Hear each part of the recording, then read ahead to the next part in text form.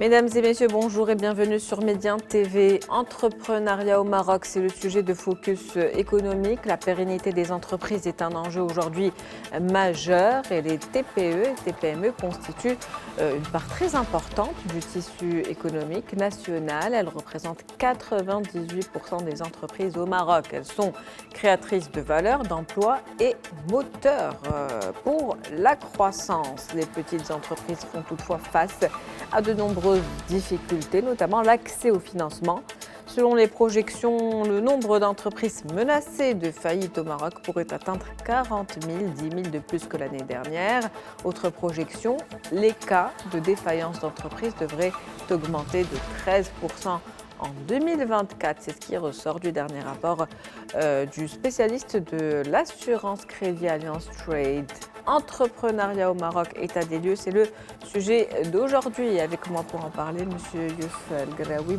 Bonjour et merci d'être avec nous. Vous êtes économiste. Bonjour madame, merci pour l'invitation. Un plaisir de vous avoir. Alors on va commencer par faire d'abord l'état des lieux du tissu entrepreneurial au Maroc. Effectivement, donc le tissu entrepreneurial marocain, composé essentiellement de TPME, comme vous avez dit, c'est 95% de notre tissu économique. Les TPME touchent une catégorie très large de citoyennes et de citoyens. On est sur les gens de la classe moyenne, les classes au-dessus de la moyenne. On est sur les gens qui portent des projets, c'est les porteurs de projets, c'est les artisans.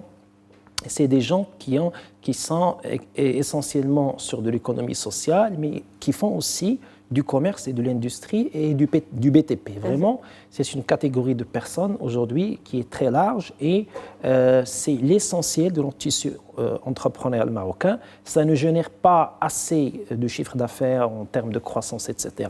Ce n'est pas comme le cas des moyennes grandes entreprises, mais sur le plan quantitatif, sur le plan de la diversité, les TPME représentent la société marocaine. Donc il faut investir dans cet écosystème aujourd'hui des TPME Tout pour à fait.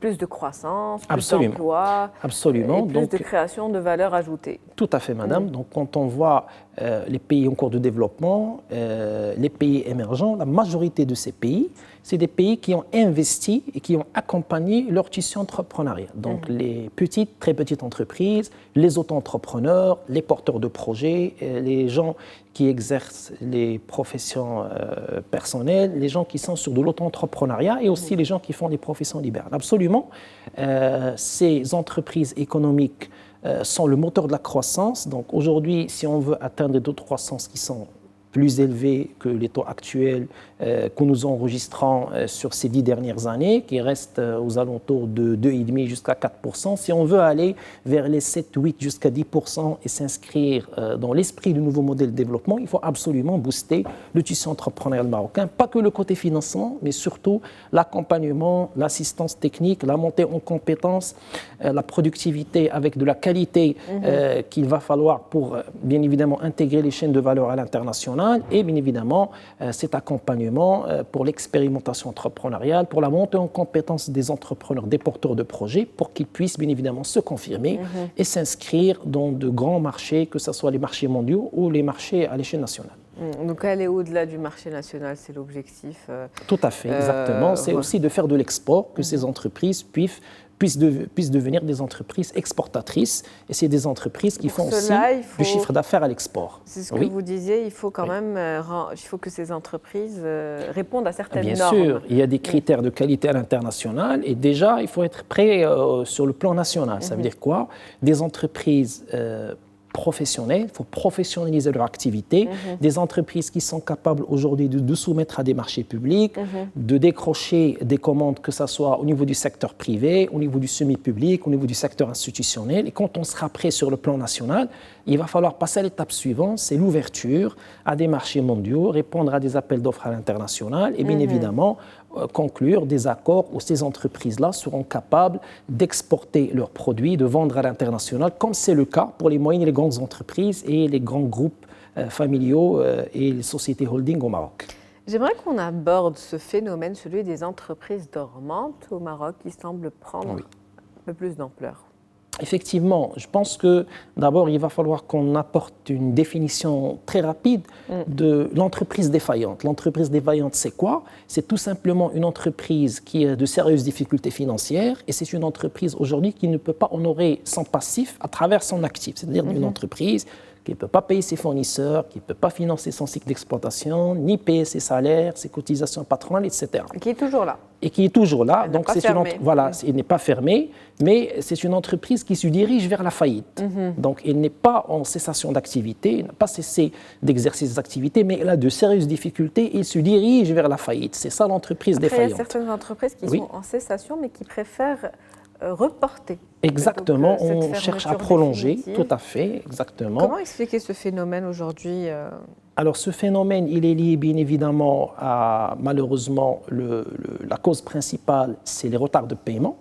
Quand on voit la composition des défaillances d'entreprises au Maroc, principalement c'est le commerce et le BTP, tout ce qui est bâtiment, travaux publics. Alors ces entreprises, c'est des entreprises qui fournissent des prestations, qui livrent, mais malheureusement se font très mal payer. Et donc on est en train d'attendre à faire encaisser le chiffre d'affaires et on compte sur l'encaissement de ce chiffre d'affaires pour financer tout le cycle d'exploitation, pour honorer ce qu'on appelle les dépenses récurrentes mensuelles, les salaires, le loyer, les matières premières, les délais de paiement honorés à ses fournisseurs de matières.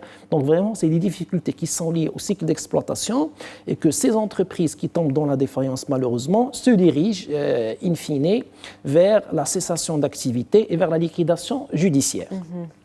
On parle justement donc des TPME et PME qui arrivent à maintenir une certaine activité au-delà de 5 ans. Le chiffre est de 53% aujourd'hui. Absolument. C'est plus de la moitié, mais c'est encore insuffisant par rapport au tissu entrepreneurial, en tout cas existant. On parle de 98 entreprises, on le disait tout à l'heure en préambule, et vous également. Donc plus de 90 petites entreprises qui créent un petit peu un déphasage entre le nombre d'entreprises existantes et créées et celles qui sont productives et donc performantes. Et qui peuvent tenir dans la durée et se pérenniser dans le temps. Exactement, tout à fait. Oui, il va falloir faire attention à deux choses. En général, donc, quand on veut parler de l'entrepreneuriat, on s'intéresse beaucoup plus à un taux de création d'entreprise. Moi, en tant qu'économiste, ce qui m'intéresse le plus, ce n'est pas la création de l'entreprise, ce qui m'intéresse, c'est la résilience de l'entreprise. Par conséquent, voir les entreprises qui arrivent à survivre, à exister sur le moyen long terme.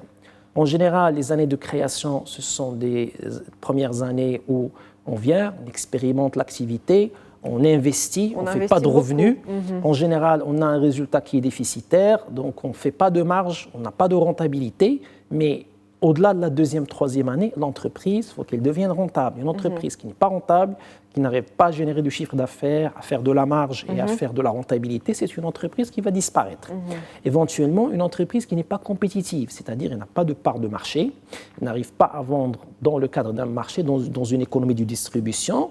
Si c'est une entreprise plus structurée qui veut faire des rapports commerciaux avec des entités morales, donc c'est une entreprise qui n'a pas de portefeuille client, c'est-à-dire qui ne travaille pas avec les entreprises privées, publiques, semi-publiques, etc. Donc ça, il va falloir beaucoup plus faire attention à ça, c'est la viabilité de l'entreprise et comment l'entreprise peut pérenniser son activité et peut continuer à exister. Je pense que c'est le volet le plus important et c'est ce qui compte le plus par rapport à l'entrepreneuriat, non pas la création de l'entreprise, mais la résistance de l'entreprise aux crises et comment l'entreprise peut faire face à ces difficultés de trésorerie, comment l'entreprise peut financer son cycle d'exploitation et continuer à exister dans un contexte qui est très difficile. Et puis passer ce cap de 2 à 3 ans et commencer à générer tout à fait, donc, exactement. un revenu à partir de là et ne pas continuer à investir. Exactement. Et un point à préciser, je pense qu'il est extrêmement important, il n'y a pas que le délai de paiement, oui. Quand on arrive à avoir quelques commandes, il faut qu'on se fasse payer rapidement, mais surtout la capacité de l'entreprise à dénicher des marchés, à avoir des parts de marché, à faire grandir son portefeuille et à accéder au marché. Comment il peut vendre au secteur privé, comment il peut vendre aux consommateurs, aux clients finaux, comment il peut avoir des parts de marché et faire fructifier son chiffre d'affaires. Ça aussi, il est extrêmement important parce qu'en général, quand on crée une entreprise, on est sur 2 soucis majeurs. Comment obtenir le financement et comment se faire payer si on fait une prestation, si on présente une facture. Mais au-delà de ça, Une entreprise qui a un petit peu de visibilité, qui a du recul et de la vision nécessaire, elle doit chercher à développer un marché de distribution où elle a bien évidemment des clients, des consommateurs finaux qui sont demandeurs de ces biens et services. Et c'est ce qui assure la pérennité et la continuité de l'entreprise. Autre chiffre à retenir, donc une projection, une augmentation de 13% des justement faillites d'entreprises selon le rapport de l'assureur Crédit Alliance Trade.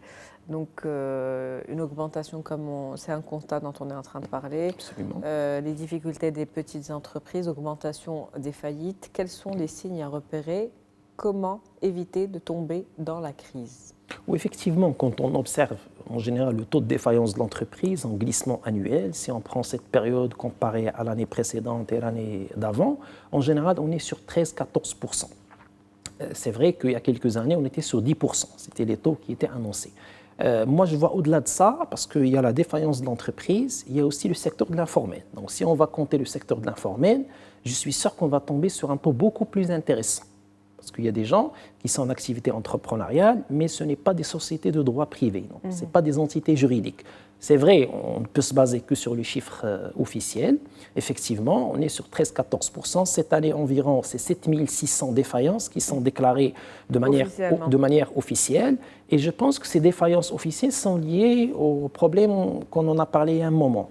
Les délais de paiement. L'informel qui est également concurrent. Exactement, l'informel qui concurrence le formel. Tout à fait, parce que quand même, quand on est sur le secteur formel, le coût de revient, il est beaucoup plus élevé, beaucoup plus important. Donc le tarif sera plus élevé dans le secteur formel que le secteur informel, qui peut réaliser des marges bien inférieures au secteur formel. Donc déjà, l'informel, il est en train de concurrencer le secteur formel.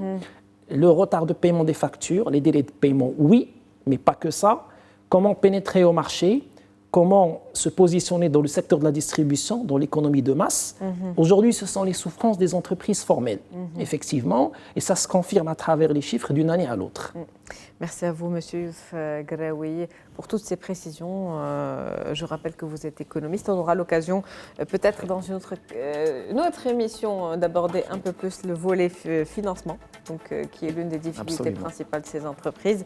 Merci à vous. Donc, merci, madame. Merci à vous, chers téléspectateurs, pour votre fidélité. On se retrouve demain avec un nouvel invité. Très bonne journée.